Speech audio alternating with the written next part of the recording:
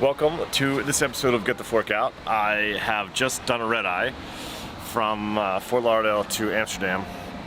I'm quite tired, but I want to get this down. Welcome to Get the Fork Out. I am in sunny Amsterdam, taking in all the sights.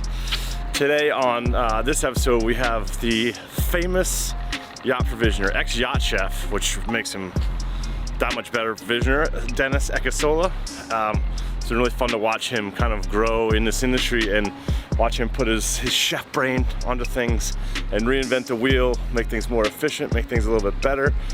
His own ideas, his own spin on things. He does specialty items to the nth degree, really high-end things that hard to find, hard to source, and they're just the type of items that you want to tell your guests about. It's the story that you tell, and your provisioner can really help you do that. So I hope you like this episode of Get the Fork Out.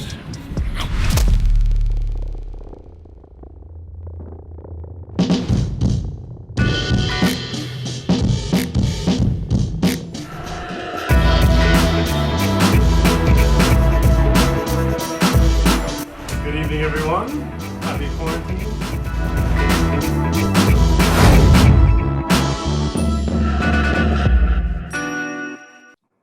Hello, everyone. Welcome to this edition of Get the Fork Out. We have Dennis Ekisola here, one of the premier provisioners in the yachting industry. And chefs already know this, but for people that aren't chefs, your provisioner, when you're during a busy season, whether it's charter or private, is like your right-hand man or woman to help get this request sorted, because the guests ask for crazy shit a lot of times. So Dennis is in Belgium.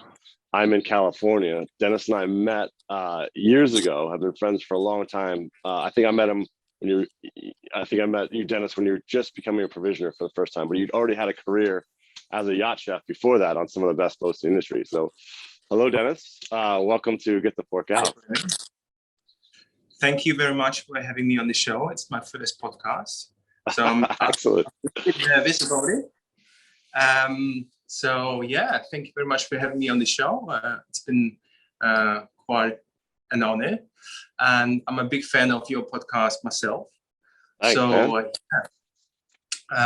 let's talk a little bit about provisioning and products in general.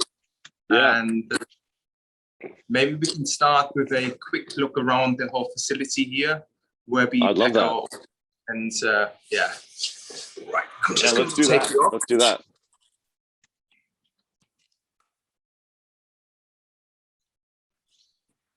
And I'm right, you are in Belgium now, right? Yes, I'm in Antwerp. Nice. Have you been to Antwerp before? I rode through there in the rain one day on a motorcycle. That's all I know of it. It rains all the time in Belgium. I noticed the shingles also come around the eaves of the house in Antwerp in Belgium. Yeah, it depends on where you are. There's quite a diverse population, I would say, mainly Jewish. It's the diamond capital of the world. So if you're up for diamonds or diamond rings, then definitely come here. Is that to buyers? Yeah, for buyers. Yeah, it's really honestly, it's full of Jewish diamond dealers here, and quite an experience. So let's have a look at this building. It's called Felix Packhaus. It was a storage facility, like a warehouse. Dennis, all I'm seeing is your mouth right now. Yeah, hold the camera farther away. Yeah. Much better. Yeah. Right. So this building is called Felix Packhaus. It used to be a storage facility for the whole town. So all the provisions came in from the other side, where there's a big port, and they stored it in this building. So it's our little shop here. Also, the port's on the other side. The port is on the other side. Yeah, we are in the port area. So it's our little tasting room here, where we invite our chefs to see the ingredients, feel them in person, and of course taste them as well. So our tastings are around 2 to 3 hours, where you get the chance to taste the world's best ingredients, of course. We always have some new stuff coming in. Also sake, I'm a massive fan of sake myself. Japanese ingredients, Korean ingredients, and equipment, all the cool stuff what you need as a chef. Very nice. And do you pack orders out of here, or do you have a separate spot to pack orders? We have a big warehouse in Holland. Okay. This is for the large orders, but all the small orders, it makes more sense to pack them here, as it's more reactive. It's quicker.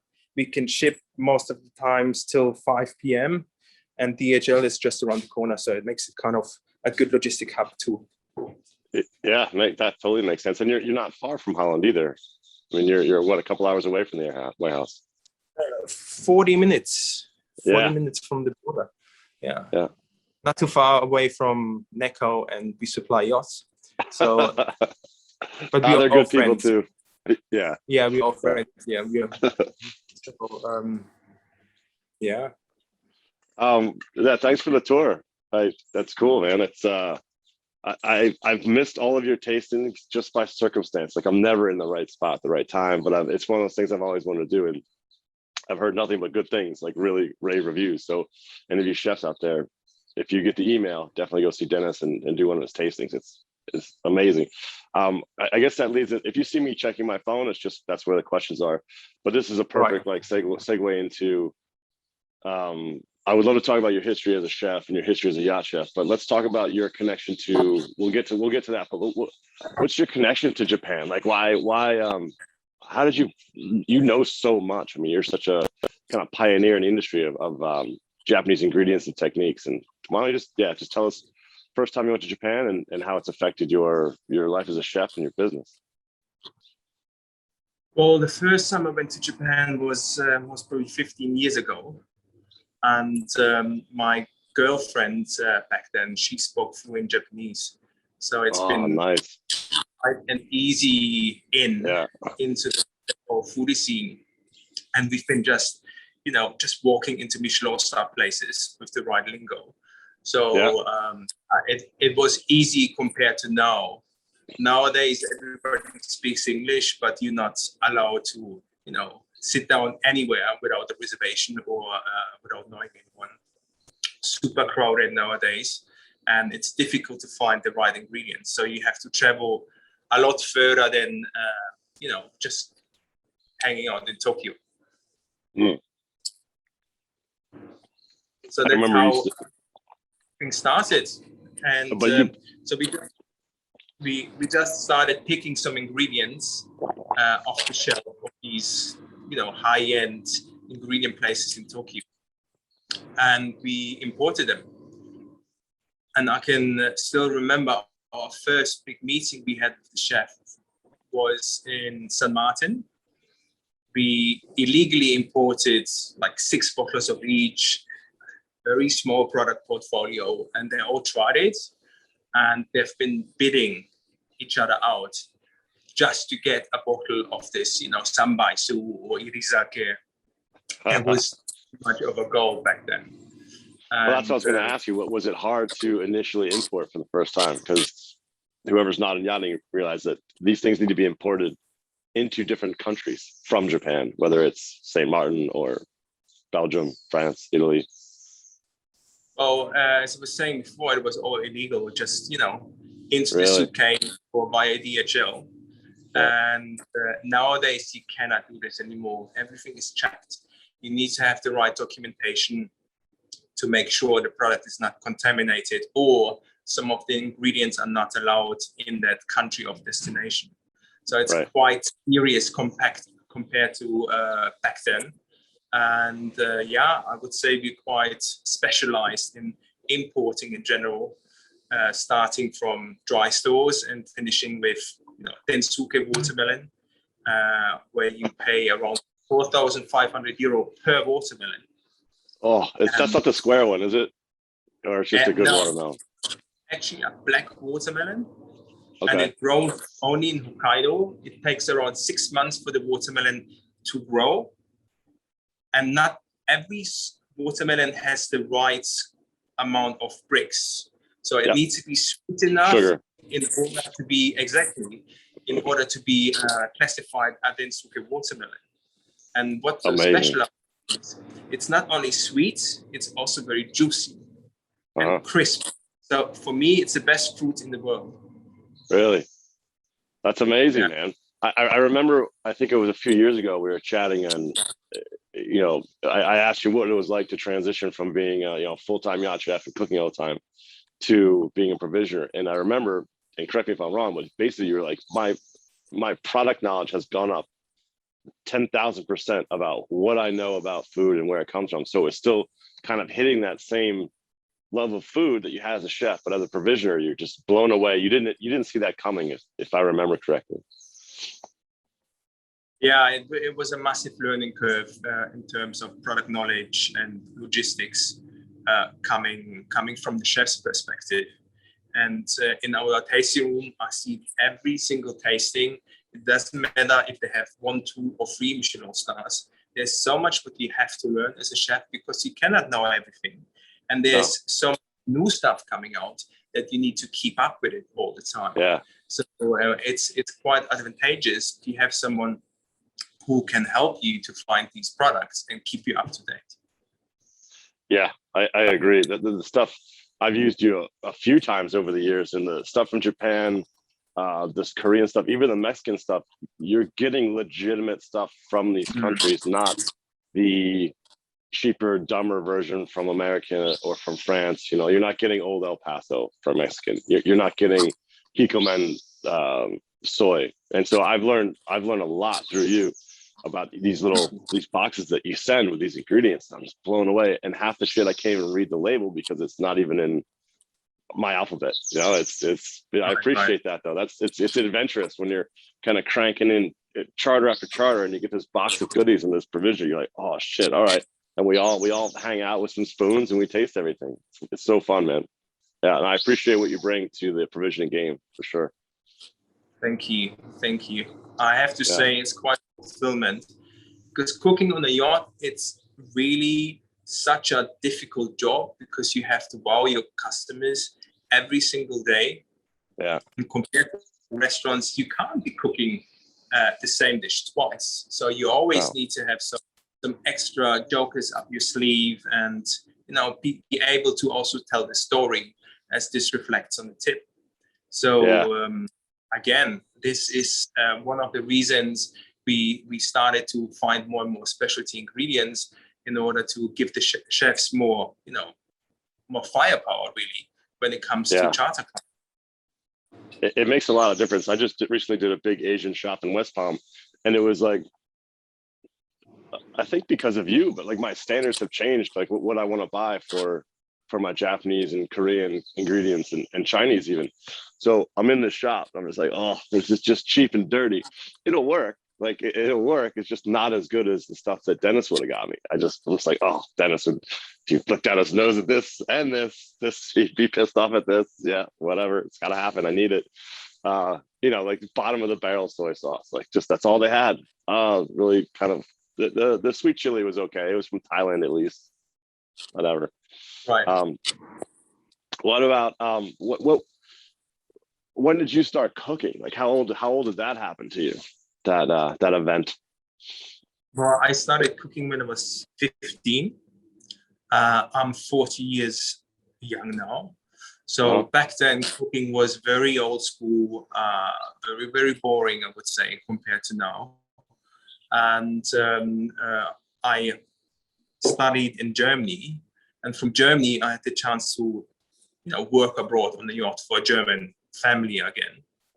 So I've done this before I finished my training in Germany, working Michelin starred restaurants over there. But back then, I also realized that this Michelin star game, it's, if you want to push yourself, it's great, but it's not that real kind of cooking where you're on the spot and you have to create something out of ingredients you don't know, or for customers, they're very specific and demanding about what they want and how they want it. So you kind of create your own style of cooking, which is not this copy and paste. And there's a lot of copy and paste around, especially on Instagram, where you can get, more than just the inspiration on how to create a dish. But what you really want to do is you want to find your own style. You want to know that you are able to create a dish which makes you happy as a chef. And it's not showing your ego and showing your attitude. I don't know. It's you see it most of the times that people trying too hard, and food should never be about this. And that some of the best food in the world is very simple. It's simple. That's simple exactly technique, it. simple I was going to comment. ingredients. Some of the chefs that even in the yachting industry that post on Instagram, some of the stuff is so complicated. Like, but I did the same as a younger chef, and I'm sure you did too, where it was almost this ego and this insecurity of I need to show everything that I know in this one dish, pretty much. Like I know all these flavors combined, and now it's trimmed down. So I want 3 strong flavors that accentuate and they're positive. They can even be a little bit shocking, but they're not going to be this compounded layering of like, oh God, I don't know what that's going to taste like when I see it. But I think we've all done it getting into the game, I think.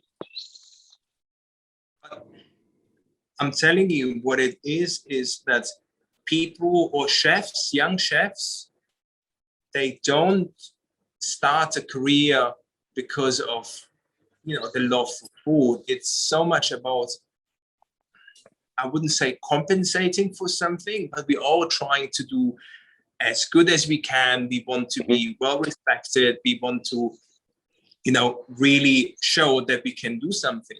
And as a chef, you're an artist, and everything what you create is so instantaneously, and people tell you straight away if they like it or not. It's not subjective like art, I would say.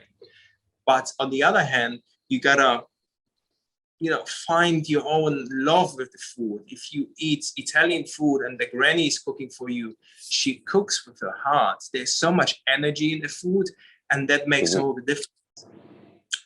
That's why I believe if you work on a yacht and you're trying too much, you end up with a lot of stress, which reflects itself in the food. Because the stress you're creating for yourself during the service, the customers don't even know about that. And they should get good energy from you delivered via your cooking into them. It's an exchange of energy if you really think about it. Yeah, agreed. So, like literally and figuratively. Exactly. Plus, if you have so much money, you can go to the best restaurants in the world. Why would you actually demand 3 Michelin star cuisine on a yacht? It doesn't make any sense. You want to relax. You are already there.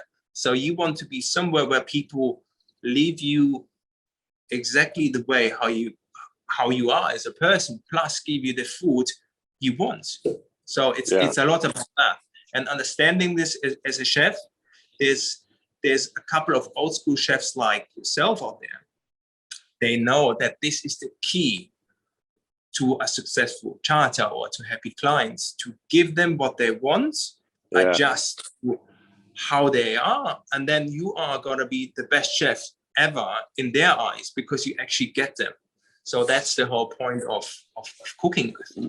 Something that there's a few comments I want to make to what you said. Like, I think yacht chefs compared to Michelin star and not providing that or providing that, depending on your perspective.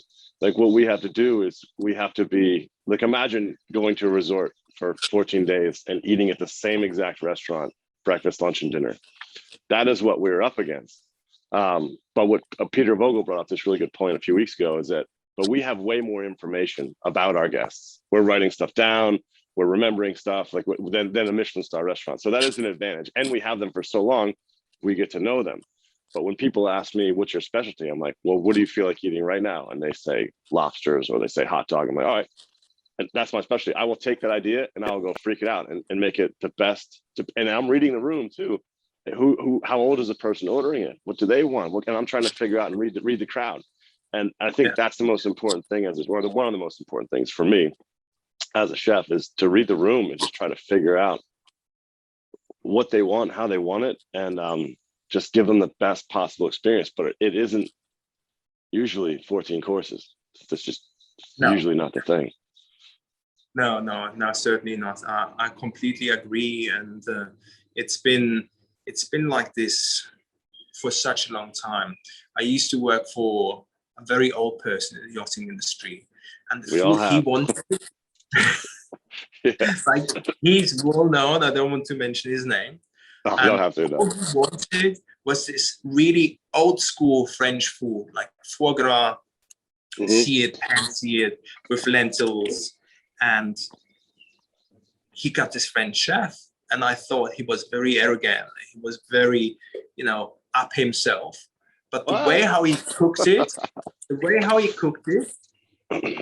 was exactly what he wanted. Nothing else. Yeah. No garnish, no fucking around. So for him, he was the number one. And that's what it is. You got to understand this, that there's no good, there's no bad. There's just like whatever the person wants, you have to give to them. Yeah. Yeah. And you have to be that right chef that's willing to give it to them. Because like certain chefs wouldn't fit into that category. It's like, well, no garnish, or, we're never going to do Thai. We're just going to do French. So you have to, and someone else, Helen brought this up. It's like, you could be kind of like leave a job miserable and on one boat and then go to another one, and you're the best chef they've ever had just because you fit in there better. It's insane. It's such personal taste. Yeah 100%. Yeah, but that's the luxury part of it, though, is like having a private chef. Like even going to a Michelin star restaurant, they're not really going to cook you what you want. You're there to eat what they want to give you. Whereas a private chef, we have to be these amalgamous changing, which is something, that's the part I love. Like I don't want to cook the same shit every day. Definitely not. And that's what I love, that it's always creative. Like I can always just kind of cook what I want. I love it. Yeah, for sure. And how long did you work on yachts for as a chef? And how did that end? When did you realize, like, nah, this is it? So I saved this money. And well, to be honest, I didn't save any money. I was just living my life, especially the first 5 years, been incredible. Being able to travel, go to all the restaurants, have that experience, which is like completely out of this world, eating like a millionaire. Yeah. And after 5 years, I was trying to get on bigger boats, 80, 90, 120 meters. And then you start to understand that the whole flow of the boat, the whole dynamic changes. It's so commercial that you are a piece of the puzzle, which then can be exchanged easily without the whole clockwork being different, which is something good, but also something bad, because boats need to have this special flair. All the people that work on the boat, they make the boat. It's about the people. And on such a big boat, it's very difficult to get that human kind of energy across at this level. So, I soon realized that's not what I wanted to do. So I was looking into provisioning because I was upset with... You? Upset with provisions? I can't imagine. What is this shit? Okay, now we're talking about that. Yeah. If you look at Metro, all these big supermarkets, suppliers, there are people, they're deciding on what you are going to have access to and what not. And that's all specific to every single country. Yep. Metro Group is right after Carrefour, they're massive. And they decide what you're going to have. So at the end of the day, there's no choice. And smaller producers, they have no opportunity to get their products onto the shelves. So that's just fueling that whole commercialization of food quality and products. And it's also, whatever sells in a metro sells maybe somewhere else better, or it doesn't sell. So, these big suppliers are really bad. They're really bad for hospitality. They're good in terms of having the quantities for simple things like butter, flour, milk, you name it. But when it comes to actually helping chefs, they're no good. They're no good. They're not for chefs. They're not for us. They're for home. They're for people. They're not for chefs. That's the difference. But that's all we're stuck with, you know, like. Yeah, but most of the yachts, they go to Carrefour or, you know. Yeah. Well, you have to. There's no other option, really, you know, like for certain circumstances. Yeah, otherwise, we can use Dennis. Now, like, to be honest, I don't want to do everything anymore. That's over for our business, because you cannot do it. It's the same topic. If you try to do everything, you need to find a medium line in between, where you have medium quality, medium price, so you can serve everyone. But if you're just specialists, then you can pick and choose from your specialists what's good for you, and you can create your own portfolio depending on how your trip goes. So it's just about, you know, command and conquer, breaking down on what is important and what is urgent for your trip. And then from there, you can choose your suppliers and you can make your arrangements, because it's getting more and more difficult nowadays with provisions, COVID, massive problem, border regulations, certifications.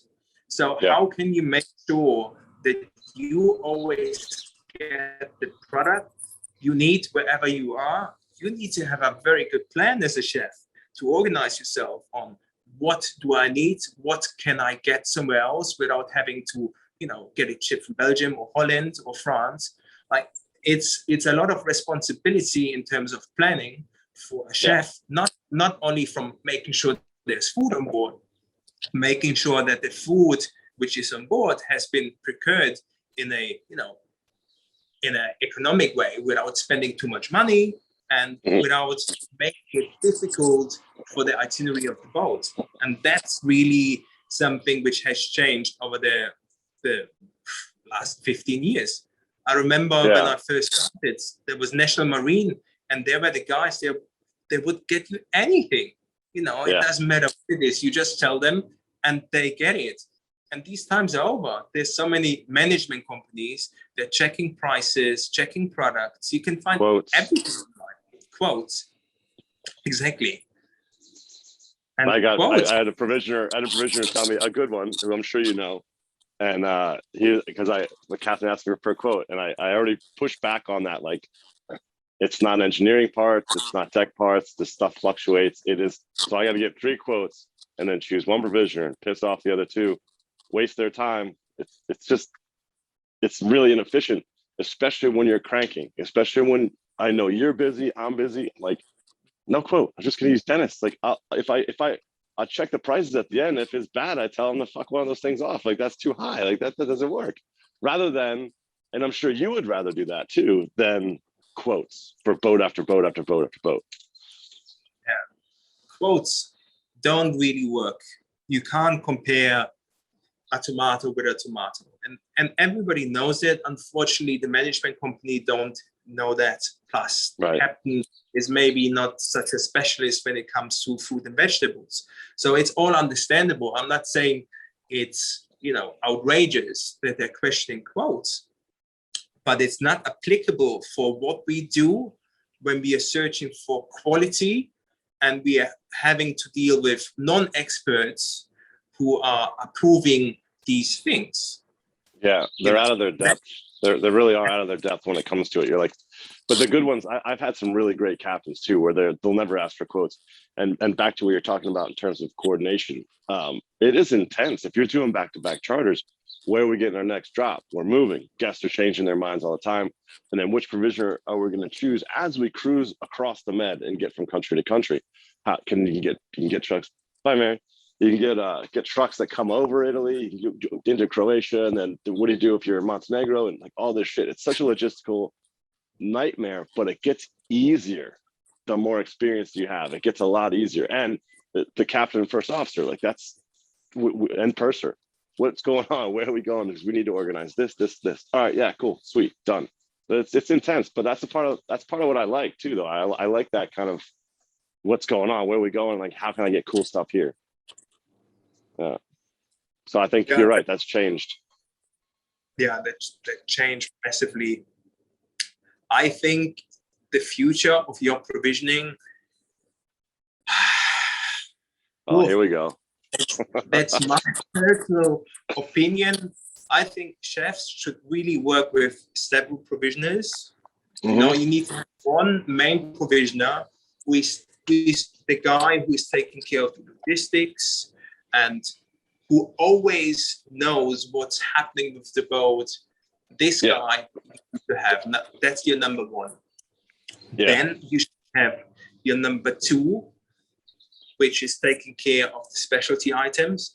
Because, you know, I'm not saying this because we take care of specialty items, but if you are a provisioner who is the number one, you take care of pretty much 80% already. And then if you get specialty items, you need to allocate extra time for sourcing these specialty items. If you don't have any network or, you know, experience, this becomes very, very hard, which means you employ more people or spend more time on sourcing, which then increases the price. So at the end of the day, it all makes complete sense. Let the people do what they're best at, and then from there, just pick who you want to work with. And then it's really easy because you have a backup, really. We have a backup. You can already say, okay, this is what I need from my number one, and this is what I need from my number two. And then, of course, you have your local guys. I agree. They're all very good. It doesn't matter where you go. They're all very good at what they do. I wouldn't say all of them.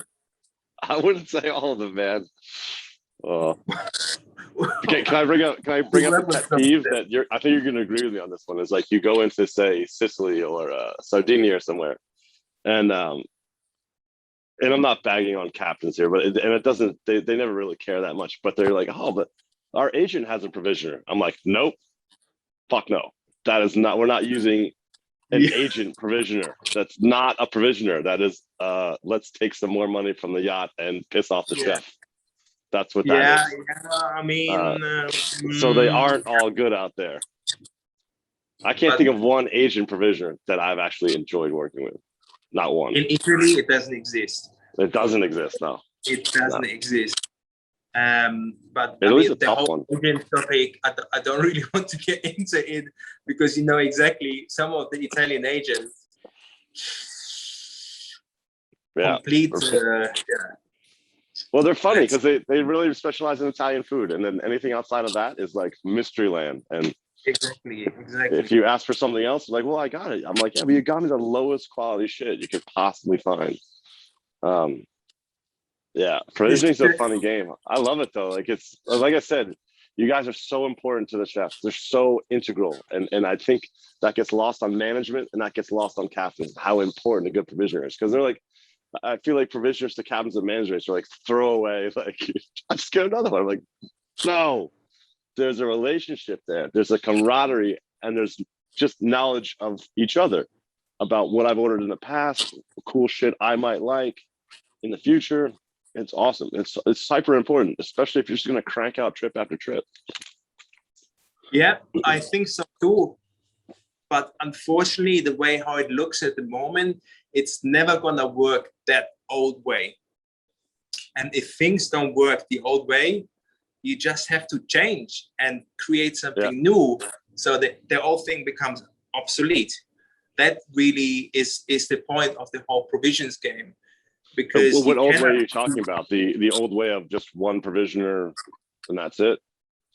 Is that the old way? The old way of one provisioner, the old way of, you know, quotes for some of the items. Let's take toilet paper. Okay. Let's take toilet paper. As an example, right? You could foresee how much toilet paper you need as a yacht on average, right? Yeah. So that's where you can save money with renting storage space, having toilet paper on hand in the country, somewhere stored, like smart provisioning, smart purchasing, all of these things, that's possible. And it doesn't sound a lot, but it will save you a lot of money, which you have then available for last minute items, which you cannot, avoid because of clients' You've had this idea for a while. You've had this idea for a while to have some sort of depot, some sort of just storage for just different yachts to pull off of that rather than out of Carrefour every week, which is it's a cool idea. And I like the idea. I've never been able to use it. But I think if there was a yacht that did the same run every year, then it'd be very advantageous. You can just fill up on wine, toilet paper, oil, whatever that can just sit. At the end of the day, it doesn't need to be just for that particular yacht. It could be like a Bitcoin shared pool, where you have these items, but they're already purchased there on demand, because the buying power in the yachting industry, it's fantastic. You could build your own supermarket, your own Carrefour. Well, that's what I was going to say. Then we circle back into a metro, but it's more specific to the clientele. The pricing and the prices. That's the thing. You have stock on demand, and such a big industry, they should have something like this. Management companies, they can pool their boats and do something like this. This is the future of your provisioning, where you then obviously cut out the number one. And I think geographically, somewhere in Italy would make the most sense. Where would you put it? I think Italy is quite accessible, considering most of the provisions are coming from this part of the world. So driving through Germany, down through the Alps, it's a lot better instead of driving through France with traffic and tolls. And logistical access as well. Italy is quite good. I would have it somewhere in, around Genoa, Milan, Genoa. Lots the of reason flights. I said Italy was because obviously France, Italy, and Spain are the hot spots of the industry, but you still need servicing for Venice and Croatia and Turkey and Greece and down that way in the Med too. Because although there is a really good provisioner in Athens, Costas, he's legit. He's good. But yeah, anyway, that's why I said so you'd have it in Genoa for this idea. I like this idea. I would have it somewhere around there. I mean, we used to have warehousing in Malta as well, which is actually not such a bad location if you think about it. No, not at all. In terms of connection to the mainland by Italy. Yeah. But who knows where the yachting season will move to, huh? Because the south of France is still, I don't know, it's a cool place. If you have money, that's where you can spend it. If you go to... And you don't have COVID. Yeah. Well, COVID is everywhere nowadays, right? So France, I think it's still going to be a nice place. Sardinia, it's a beautiful island. I mean, you can't really take away the whole milk run because it's still interesting. And wherever else you want to go to Croatia, I mean, I haven't been to Croatia for a long time. The last time I went, I had to fly in some caviar via hand luggage because it was so difficult to... I think we'll be down there this summer, so I'll let you know. But I think what happened with Montenegro? Because that was always a weird one. For tax reasons, we'd always pick up in Montenegro both guests and food, and then go to Dubrovnik and then hang out in Croatia. Is that still the case? Yeah, because that's where your charters starts. Because it's cheaper. Exactly, that's one of the reasons. But Montenegro has some restrictions on the import on products, if you do it a non-commercial way, right? We work with someone, especially during COVID, we decided to work with a big transport company which has all the documents, so we don't have these issues at the borders, which are they're an issue. Yeah. some things get stopped there, and you're like waiting, and the guests are waiting, and there's provisions stuck.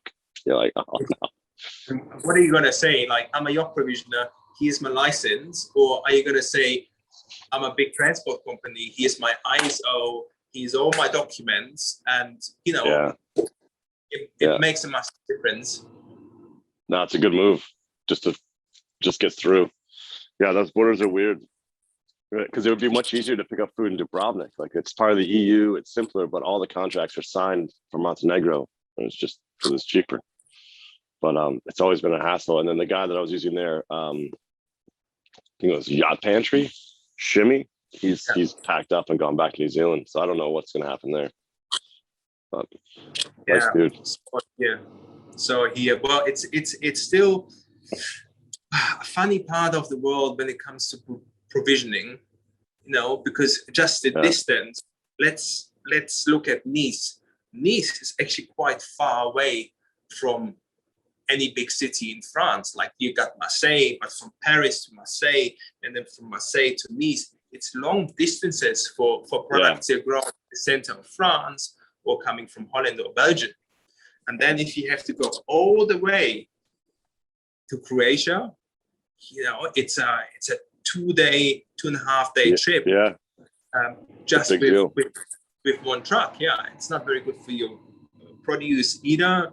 And local agriculture is, I don't know how it is now, but back then it was pretty shit, to be honest. No, it was rough. I remember we got pork belly, like with hair still on it, just wrapped in newspaper and just chucked in the plastic. I'm just like, oh my God, it smelled like farm. I'm like, all right, this is nice. I'm sure it's fresh. But yeah, it was not kind of what we were used to, and the processing and fish coming in wrong, and you're like, oh fuck. Yeah, it makes a lot more work. I think that's another thing that captains of management don't understand as a bad provisioner, or the cheap way.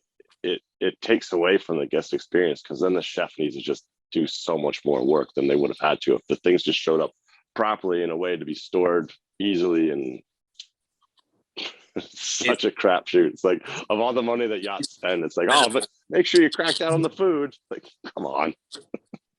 It's nothing. It's pennies.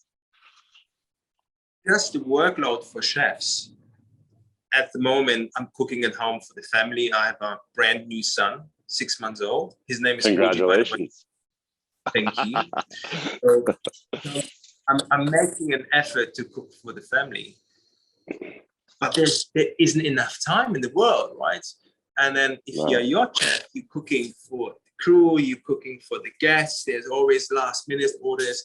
It's an extremely stressful job to do every single day at this high level with impossible missions, impossible timelines when it comes to breakfast, lunch, and dinner.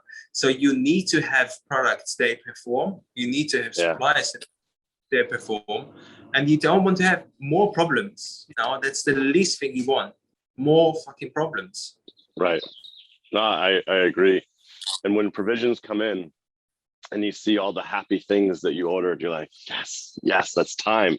That's time that I saved by not making my own gravlax, but getting the best stuff that Petrosian offers, or someone local that I can find. Like, to have it, and plus these stories as well, you can tell with certain things, like, you just can't do it all. Although I love making things from scratch, it's also nice to be like, yeah, I got this from here because of this. It's really good. You're gonna love it, and it's just knowledge, passing it on. It's actually a good topic, talking about shortcuts, but you can order as a chef to make your life easier. There's a lot out there, but what's your take on it? Like pre-cooked meats, for instance, or pre-packaged meats, the way how it's been customized for you. I have some chefs, they are extremely anal about the way how their chicken wings, for example, how the chicken wings are trimmed. Like all of these things, they make their life easier. And that's the extra service you do as a provisioner. That's really what because in a restaurant, it almost in the restaurant industry, it almost doesn't exist. That It just shows up as it is. Exactly. Yeah. He's like, you know what? Fuck you. You have 20 people in the kitchen. Do your own trimming, right? Yeah. So this is a really important topic for jus. I'm thinking about a couple pain in the ass things that like, jus, yeah. It's in a good quality, almost like handmade. Yeah, I'll have to try some of those. It's like, it just depends on what situation you're in. And that's what's great about provisioners. Because if you're screwed, you need to start buying jus, you need to start buying stuff. If you're coming in, like, I've arrived 10 minutes before guests arrive once for an 8-week charter. Like 8-week, you can smooth it out over the time if the first couple of days are a fuck up. But when there's no prep, you're like, oh, damn it. All right. And then we're in the Bahamas, and everyone we were in Antigua, and every provisioner had left Antigua anyway, so it wasn't a big deal. They were fun, they were easy. But yeah, some of the pain in the ass things I order, boned out baby chickens. No one likes doing that shit, but I like cooking with boned out baby chickens because they're so much easier than boning them out myself. So I get them half boned out. Yeah, it's a weird. It's almost like a provisioner test to see if they'll do it, because their butcher won't want to do it. I'm like, they're like, the legs too. I'm like, yeah, the legs. You can leave the wing, take the legs. I asked for this once in I don't remember where it was, somewhere in Ibiza area. I can't remember. And so I asked for boned out baby chickens. He brought whole chickens, full grown chickens, not cut in half, boned out completely, even the wings. It fucked me up. I have an Instagram because I have a whole chicken in my hand with no bones, just going like, like, he's like, it took me 45 minutes each chicken. I'm like, you could have split them in half, bro. I had no idea. So cool. Well, yeah. There's definitely some really good old school butchers out there. They can do whatever, and they just do it for the challenge. Yeah, that's what this guy was. He like giggled as he handed it to me, this sack of boneless chickens. It was bizarre. It was so weird. But yeah, that's another tick in the favor of provisioners. Like, they save you time. They're giving you time. They're giving you, and I know I'm complaining about time a lot, but honestly, some of our days are like 18-hour days or longer.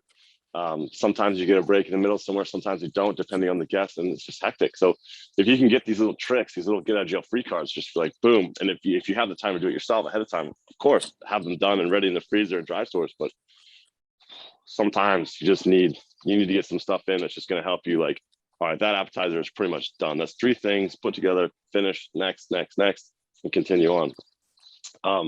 But I don't want to get too far off topic, because one of the things I want to ask you about was, like, I saw during COVID you went koji crazy. Went koji mad, man.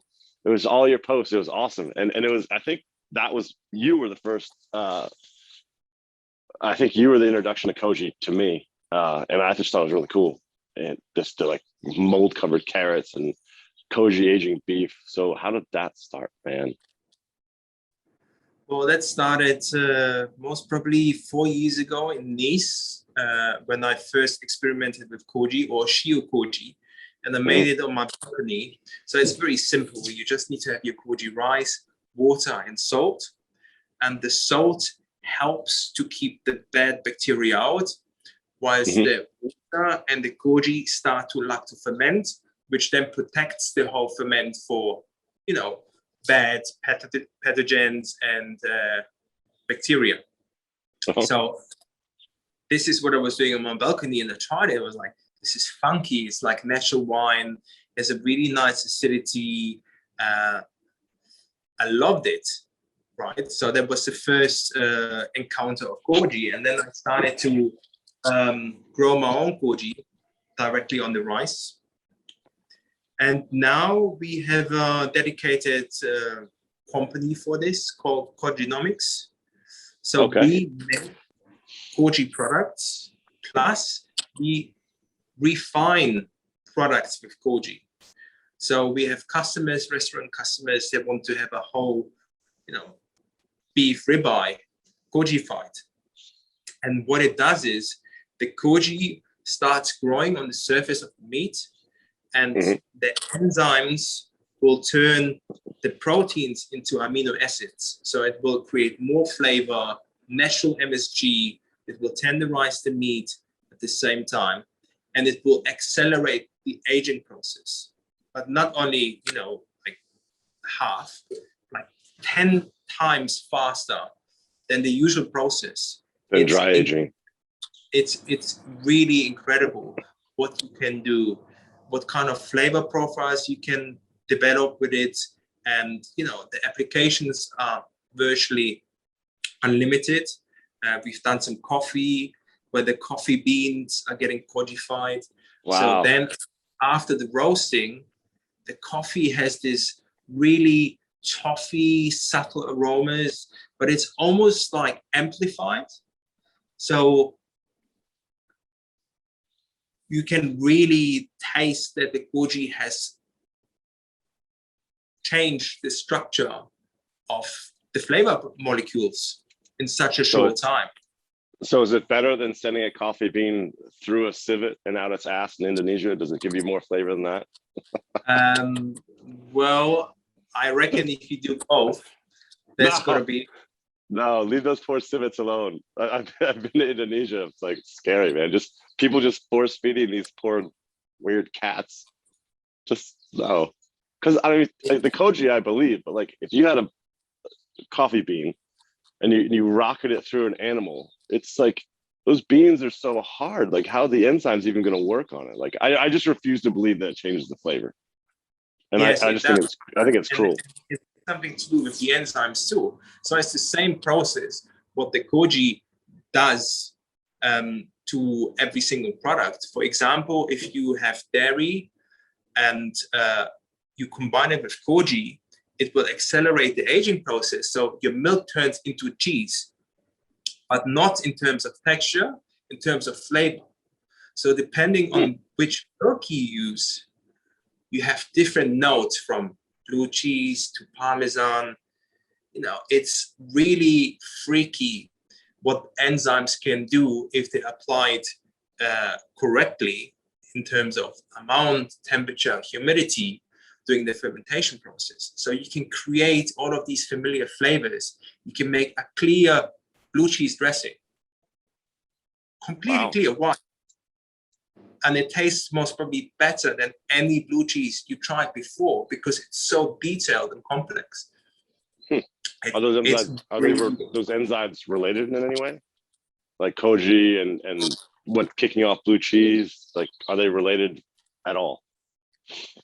Well, it's creating the cheesy flavors faster. As you would age them usually to create those flavors. The enzymes are just supercharging the liquids, the proteins, and then turning them into this cheese-like flavor. You can make butters with it. They're completely detailed. You can then use the ingredients and use them for your cooking. So let's say you make a koji butter and you bake bread and you add the butter during the baking process. The koji will start to still work and enhance the flavors. It's really magical. So we've been producing since around 1 year professionally or commercially koji plus the liquids, and all our restaurants clients use them too. So it's like every single chef tries it and they're like, dude, that's the last 20% of flavor I've been missing all my life. And that's what it is. It really adds that last 20%. When you try something, you're like, it's good, but there's something missing. I can't put my finger on it. The koji will connect both parts into one. It's really the next level. And then how would you introduce it to a yacht chef? Like how? So I saw you had those cedar boxes, and are there kits that people can buy to kind of like start this experimentation on board? Yes. So you could grow koji on board yourself. I would only recommend this to someone who has previous experience in terms of fermentation, because it's quite a commitment time-wise and concentration-wise as well. Just do it the right way. It's like having another child. But what we do is, let me show you.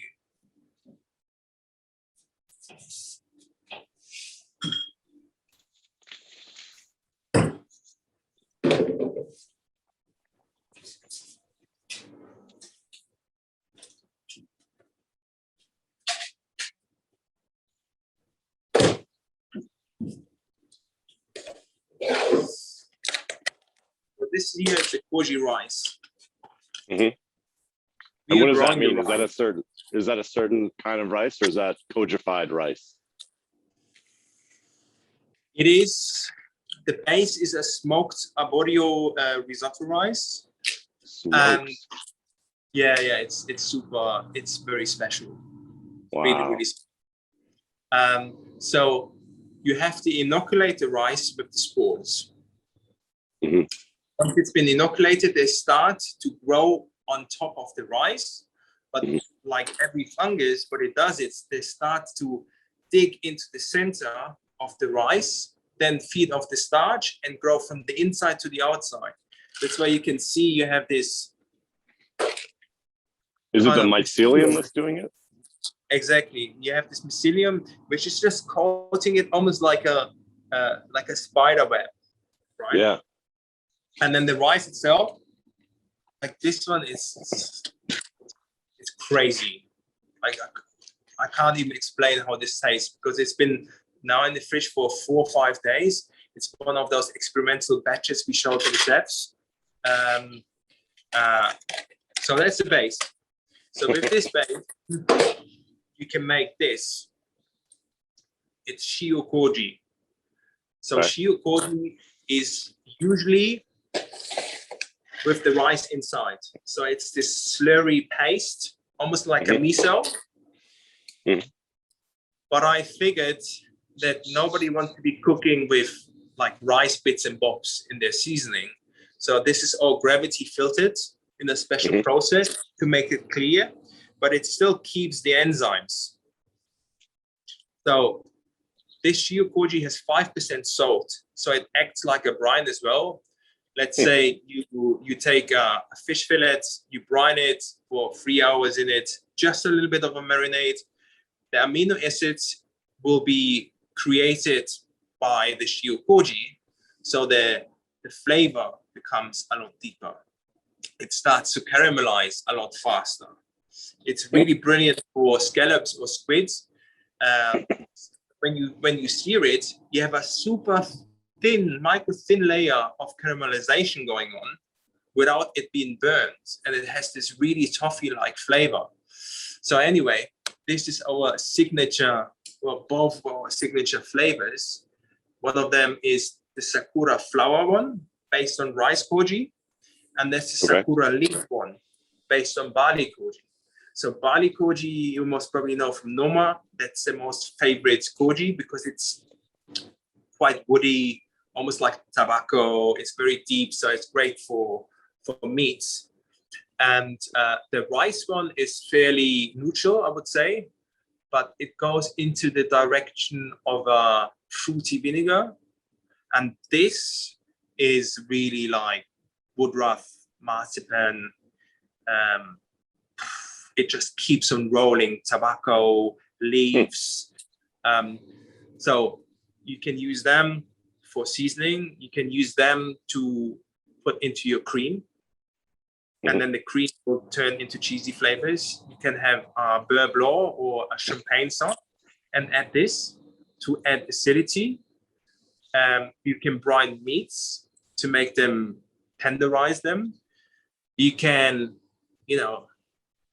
make your own dried seafood, which is a project I'm working on at the moment. So let's say you have fresh oysters. You brine your oysters with this one for 24 hours. Then you dehydrate them at 70 Celsius. You keep the brine. And once they're dehydrated, you start boiling the oysters in the liquids, the same principle as you would make oyster sauce in China. And then you dry it at 40 Celsius. And once it's dry, you just pulverize it. So what happens is, I'll show you, it's really, this is one of the most bizarre things. Koji oyster powder. That sounds intense.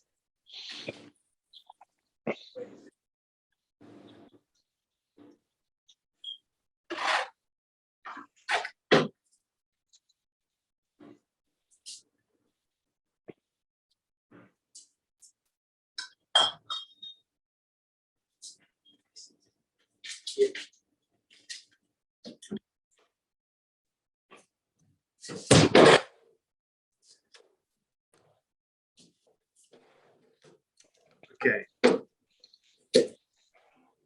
So this is the oyster part. I don't know if you can see it properly. Yeah. So what happens is the enzymes, they still start working on it and the flavor changes. So it tastes like there's MSG in there, but basically what the koji has done is it has created its own MSG out of the oyster. Yeah. So it's a completely You just different made an flavor. umami bomb. Yeah, it's an umami bomb right there. I want to try that. This one is amazing. So it's a pickled radish. It's also done the Chinese way, where you salt it at first, lacto ferment, and then you almost sun dry it. And after that, you brine it with vinegar and koji. So that's been brined for 1 year. The flavor is out of this world. I believe it. So you can make really cool things, very simple things, with the help of koji, just to enhance the flavor. Yeah, that's probably the most amazing radish on the planet, because let's be honest, radish is kind of neutral. You know, you use it as a vehicle for stuff and a nice texture. But that radish probably is the most, that's like amazing. A Harvard professor of radishes. It's an interesting radish to be around. Certainly. And this is the last one. You saw it on my Instagram.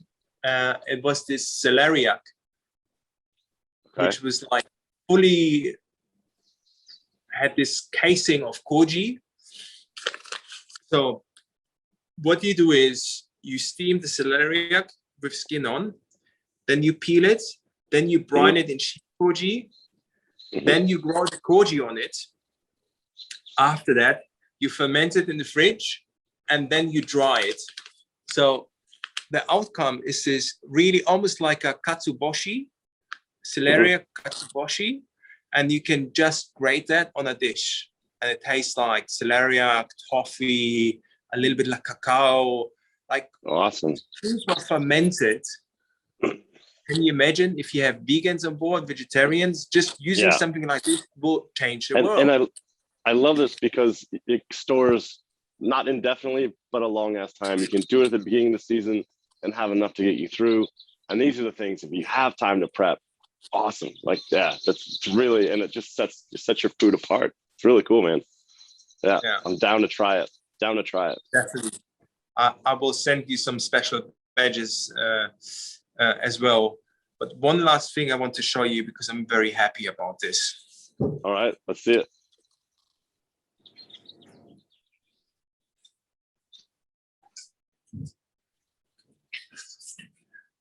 So we started working with this company from Korea called Hanega to make vinegars since 35 generations. And this is a vinegar made from Korean red pine needles and ginkgo berries. You never, ever tried something like this before in your life. It's an LSD-like flavor experience of a product where, like, seriously, every single tasting I have, people, they're just baffled. They don't believe that flavors like this exist in a vinegar.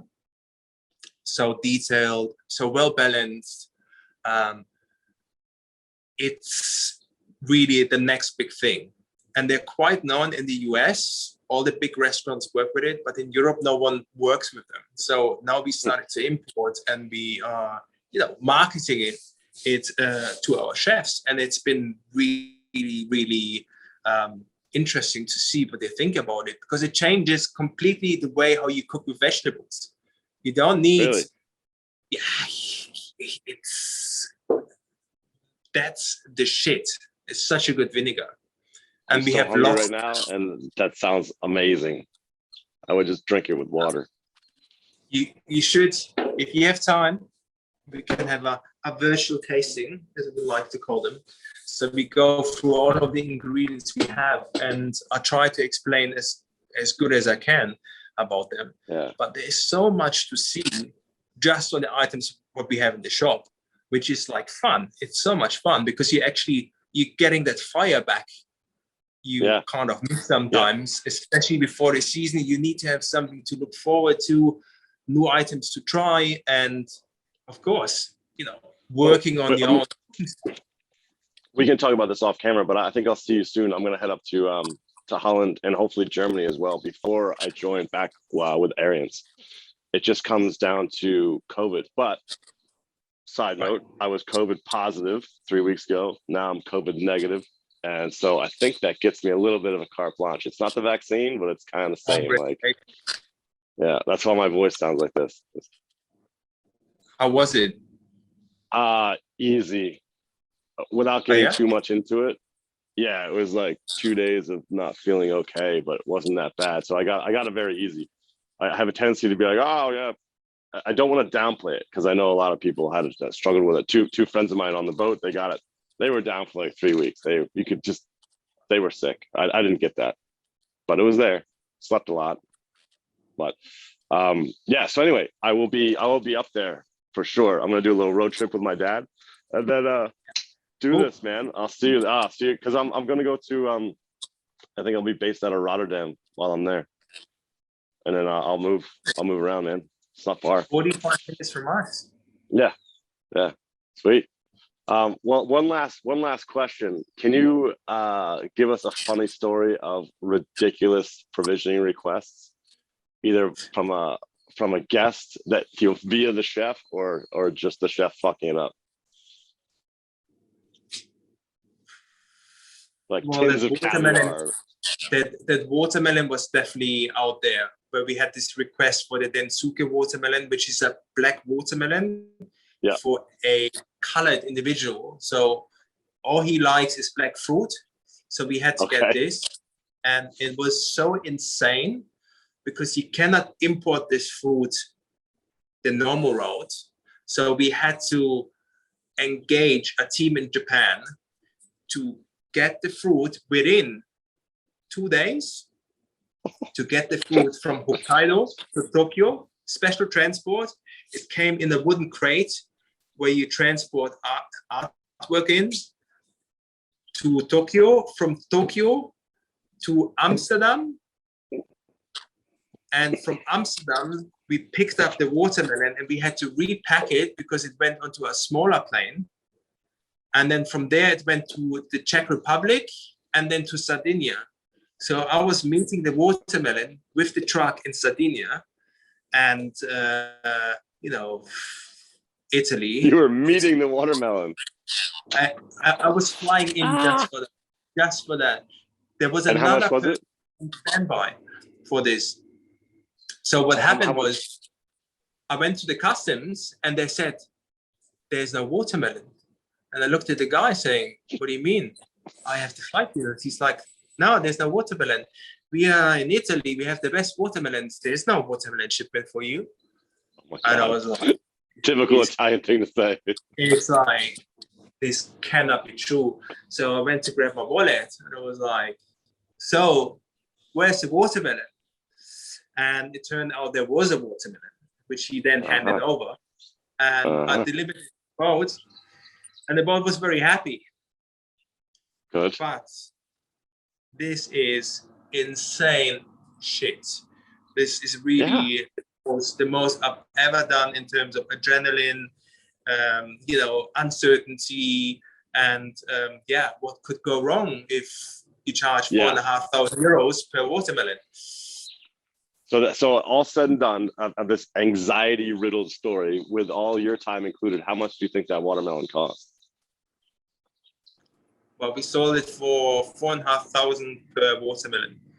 Okay. And we had 6 of them.